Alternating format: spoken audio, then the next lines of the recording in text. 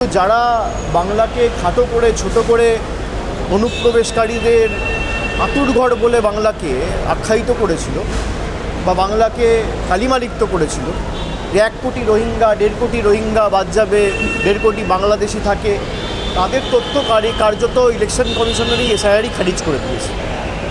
এবং প্রত্যেকটা সামারি ডিভিশনে, স্পেশাল সামারি ডিভিশন যখন হয়, 1.5-2% এমনিই বাদ যায়।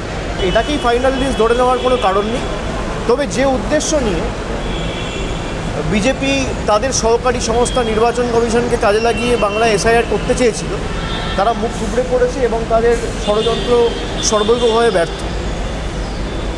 এবং বাংলাকে যারা অপমানিত করেছিল বাংলাদেশিদের আঁতুড়ঘর বলে, তাদের উচিত জনসমক্ষে এসে কান ধরে বাংলার 10 কোটি মানুষের কাছে ক্ষমা চেয়ে, ভারতবর্ষের কাছে অন্ততপক্ষে বাংলাকে বদনাম করার জন্য কান ধরে উঠবস করে ক্ষমা চাওয়া।